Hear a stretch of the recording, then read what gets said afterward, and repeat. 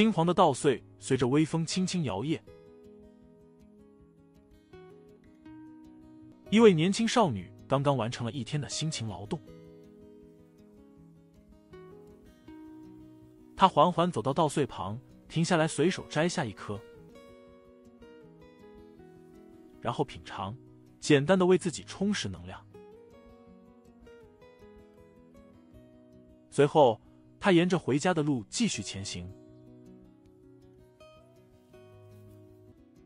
路上，她发现一棵树上挂满了野果。她走到树旁，挑选出一个大大的果子，然后大口吃了下去。从她的表情可以看出，这些多汁的野果一定味道鲜美，完美解渴。毕竟，她整天都在农田里辛苦劳作。回到家后，她取来一个红色的盆子，然后来到附近的野菜地，仔细挑选嫩绿的野菜进行采摘。这些新鲜的野菜不仅采摘方便，更重要的是它们鲜美的口感。在采摘野菜差不多时，他又来到湖边，发现了一棵结满野果的树。由于当天的天气异常炎热，少女不得不取下头上的竹帽，让清风拂过她的头部，降低体温。她用力挥动帽子，让风吹拂全身。不久后，她感到休息差不多了，于是戴上帽子，然后走向老表的家。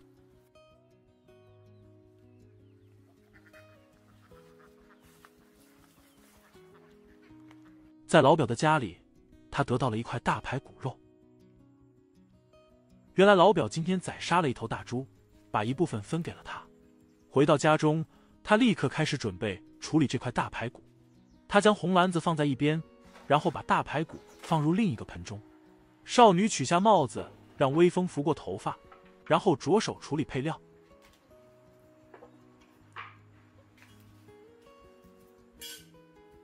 她先剥开所有的蒜皮，然后将洋葱切成片，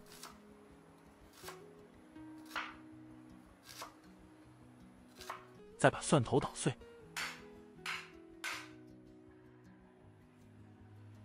从她满足的表情可以看出，她对今天的午餐非常期待。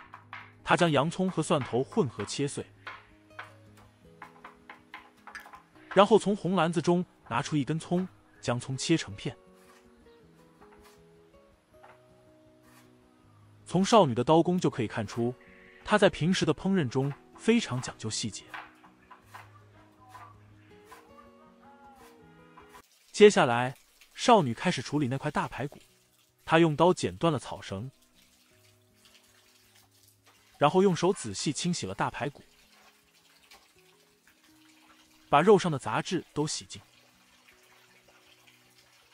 清洗完毕后，她将盆子放在切菜板上，然后把刚刚切碎的配料倒入大排骨中，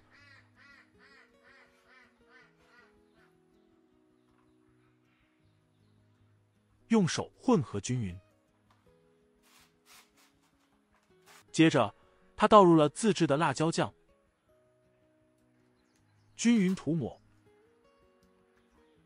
边涂抹边给大排骨做按摩。整个处理过程持续了大约20分钟，直到处理完成。处理好的大排骨被少女带到水塘边。因为家里实在太炎热，水塘边吹来的微风让她感到凉爽宜人。她将旁边的干柴拿到小烤炉下面。因为大排骨非常大，所以需要使用相当多的柴火，以确保烤制彻底，不至于过生。少女取出一捆干燥的草，然后从自己身上拿出一个打火机，点燃了草，然后用木棒把火点燃了柴堆。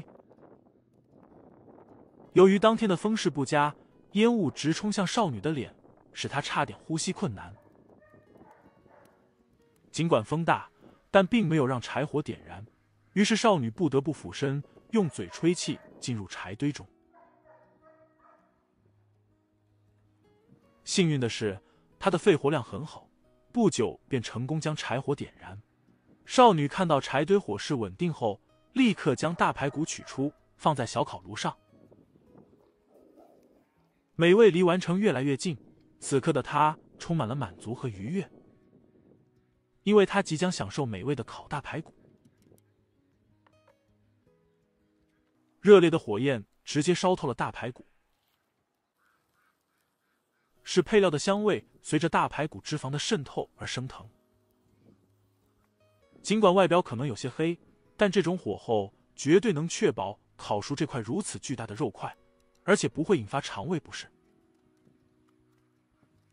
最终，女孩将烤好的大排骨摆在盘子上，然后转身，静静地享受着她的劳动成果。尽管外观可能不太理想，但味道绝对令人垂涎。这位年轻女孩的生活虽然简单，却充满了满足和宁静。她通过自己的努力创造了美味的午餐，享受着宁静的生活。好了，这期影视解说评论到此结束。喜欢的朋友点点订阅，我们下期再见。